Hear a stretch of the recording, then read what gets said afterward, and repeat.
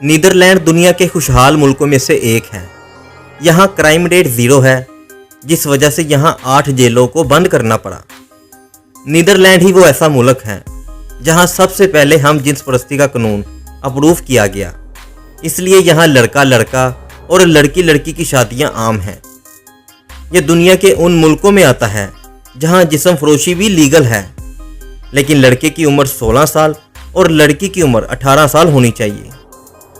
और नीदरलैंड वो मुल्क है जिसका वज़ीर आज़म भी साइकिल पर अपने दफ्तर में जाता है।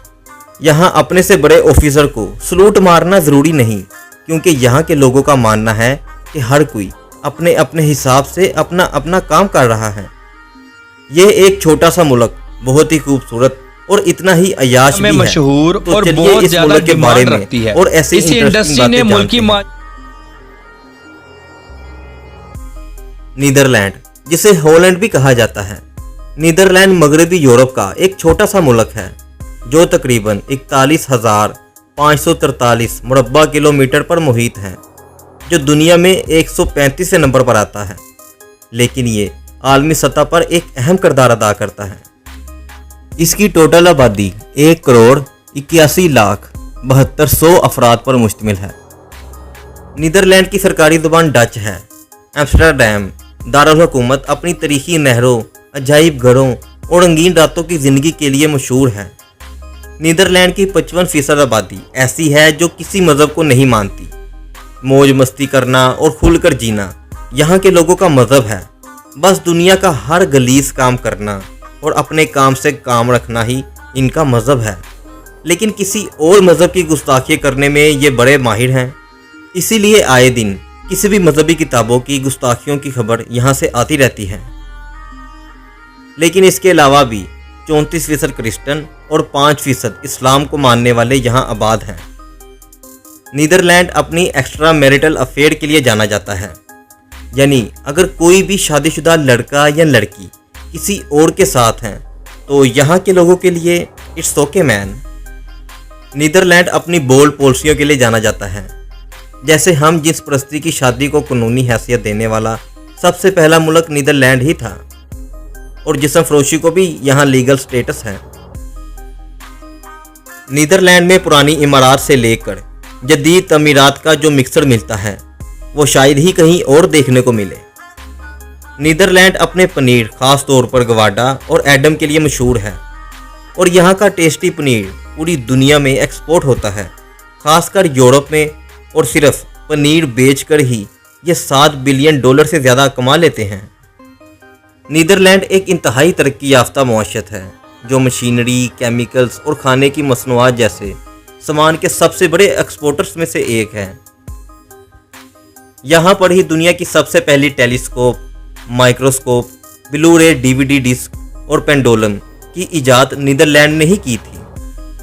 फिलिप्स दुनिया की पुरानी कंपनियों में से एक है और इसका हेडक्वार्टर नीदरलैंड में ही है, और ऑडियो टेप और वीडियो टेप की इजाद इसी कंपनी ने की थी।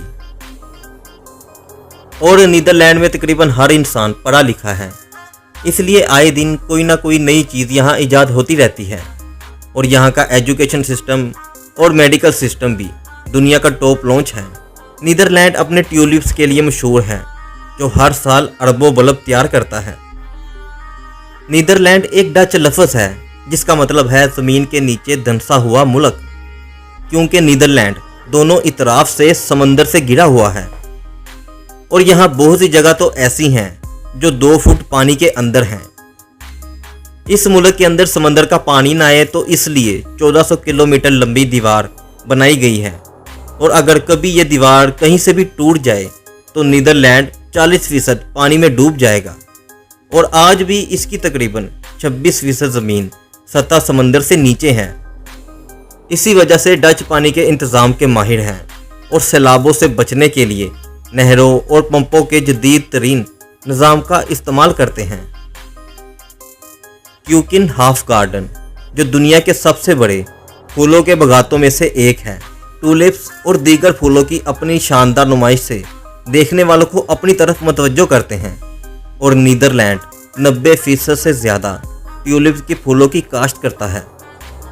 और इसके अलावा ये रकबे के लिहाज से छोटा सा मुल्क फल और सब्जियों से हर साल 100 बिलियन यूरो की एक्सपोर्ट करता है और नीदरलैंड बियर प्रोडक्शन में दूसरे नंबर पर आता है। और इन सब से नीदरलैंड की सालाना जीडीपी 1.143 ट्रिलियन डॉलर है, यानी 1143 बिलियन डॉलर। और पाकिस्तान की सालाना जीडीपी की बात करें तो वो है सिर्फ 338 बिलियन डॉलर। और नीदरलैंड में आम इंसान की पर कैपिटा इनकम है 63,450 डॉलर। एक खूबसूरत मुल्क होने की वजह से नीदरलैंड में हर साल बहुत से टूरिस्ट घूमने आते हैं और सिर्फ टूरिस्ट इंडस्ट्री से ही नीदरलैंड 92 बिलियन डॉलर जनरेट करता है। इसी वजह से लोगों की यहाँ भीड़ लगी रहती है, जिस वजह से यहाँ पर रह रहे लोगों के लिए काफ़ी मसला बनता है। और अब दूसरे मुल्कों से आने वाले लोगों से रिक्वेस्ट की जाती है कि घूमने के लिए किसी और मुल्क का भी रुख करें। नीदरलैंड के गांव भी काफ़ी डेवलप हैं और यहाँ गांव में रहने वाले लोग भी शहरों में रह रहे लोगों की तरह पैसे के मामले में कम नहीं। और यहाँ के गांव में भी आपको हर चीज़ देखने को मिल जाएगी जो कि आप शहरों में रहते हुए इस्तेमाल करते हैं।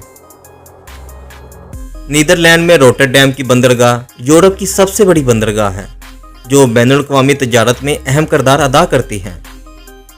रोटरडैम में अरास्मिस पुल, जिसे स्वान के नाम से जाना जाता है, एक फ़न तमीर का मोइज़ा और शहर की अलामत है।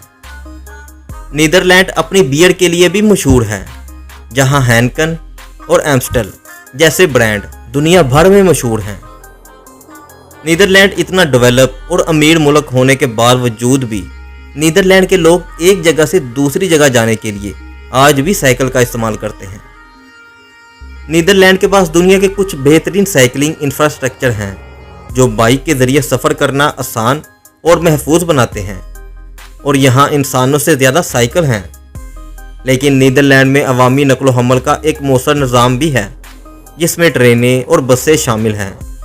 और यहाँ की गवर्नमेंट पोल्यूशन को कम करने के लिए बहुत से काम कर रही है, जिसमें 2030 तक पेट्रोल से चलने वाली गाड़ियों को बिल्कुल बैन कर देना और इलेक्ट्रिक कार की तरफ आना है। नीदरलैंड में एक आइनी बादशाहत है। बादशाह विलियम अलेक्जेंडर मौजूदा बादशाह के तौर पर हैं। नीदरलैंड में 1000 से ज़्यादा विंड मिल्स मौजूद हैं। इनका इस्तेमाल नदियों से पानी निकालने से लेकर इलेक्ट्रिसिटी प्रोड्यूस करना है। डेल्फिट ब्लू मिट्टी के बर्तन जो अपने महसूस नीले और सफ़ेद डिज़ाइन के लिए जाने जाते हैं, एक रवायती डच दस्तकारी है जो आज भी तैयार की जाती है। डच ईस्ट इंडिया कंपनी जो 17वीं सदी में कायम हुई तरीक की सबसे ताकतवर और बासर तजारती कंपनियों में से एक थी। 17वीं सदी डच सुनहरी दौर था जिसमें नीदरलैंड ने बेशुमार दौलत लूटी। इस दौर में बहुत सी कामयाबियां हासिल की और 17वीं सदी आलमी तलाश का दौर था। नीदरलैंड वाकई ही एक काबिल ज़िक्र मुल्क है जो इसकी भरपूर तारीख, खूबसूरत मंजर और तरक्की पसंद सकाफत के साथ। इसके अलावा अगर आप यूरोप का दुबई देखना चाहते हैं तो उसके लिए यहाँ क्लिक करें और नीदरलैंड के गांव की ज़िंदगी देखना चाहते हैं तो उसके लिए यहाँ क्लिक करें।